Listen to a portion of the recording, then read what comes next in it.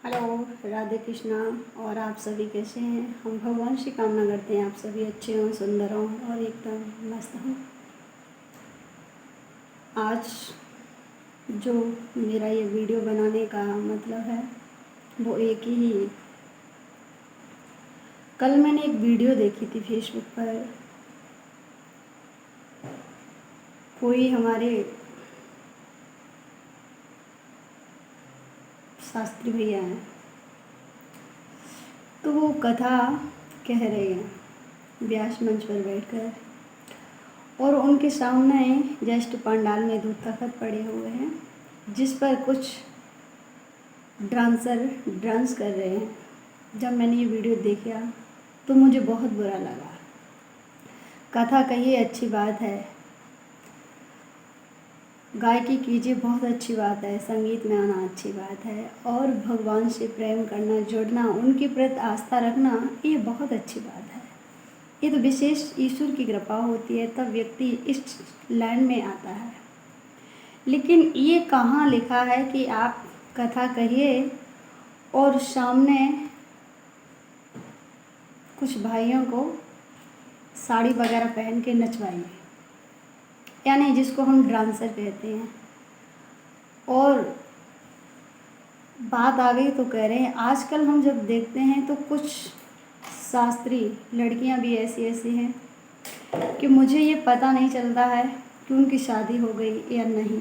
जिनकी शादी हो गई है वो भी इतना श्रृंगार नहीं करती हैं।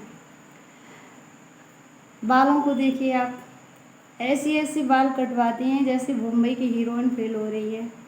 ये कथा बाचकों का क्या रंग है। इस प्रकार गद्दी पर बैठती हैं जैसे उस गद्दी की कोई मान मर्यादा ही नहीं है। इससे अच्छा तो ये होगा आप एक कंपनी वगैरह बनाइए और उसमें जा कर के बस अपनी फैशन को दर्शाना करिए और उसको दिखाइए और अपने फैशन के द्वारा व्यक्तियों को मोहित कीजिएगा तो अच्छा रहेगा। आप भागवत को छोड़ दीजिएगा, क्योंकि भागवत का महत्व क्या है शायद ये आपको नहीं पता होगा। यदि आपको पता होता तो आप इस प्रकार से कभी कथा को नहीं कहते। अब आप ये कहेंगे कि हम भी तो एक कथावाचक हैं, तो आप इस प्रकार से क्यों बोल रहे हैं। हम ये गारंटी के साथ कहते हैं, मुझे इस लाइन में कम से कम 18-20 वर्ष हो गए हैं, लेकिन आज के 15 साल पहले ऐसा माहौल नहीं था। ये आप सभी जानते हैं जो आज का माहौल हो गया है।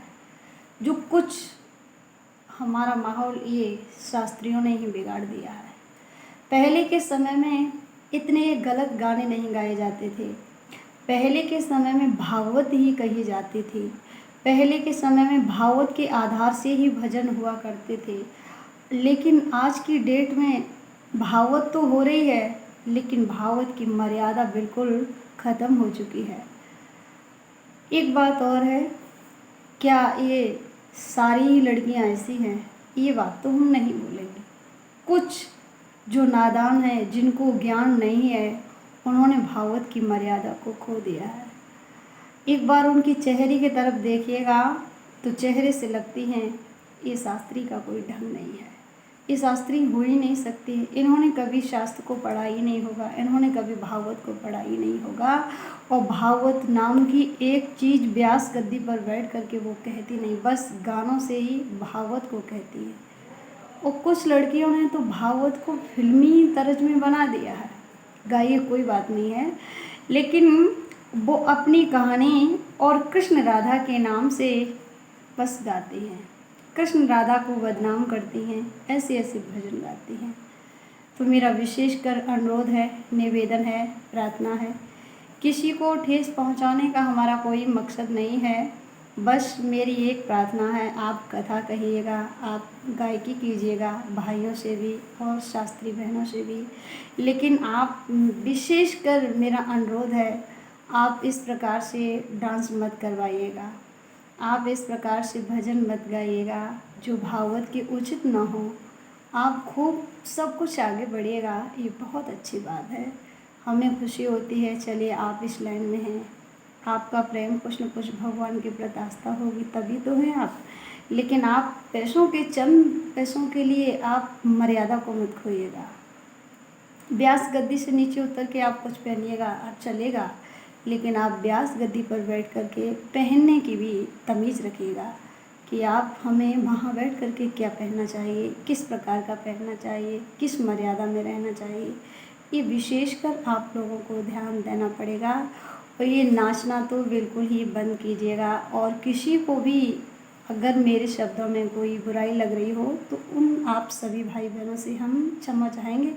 और वीडियो को विशेषकर आप शेयर करना।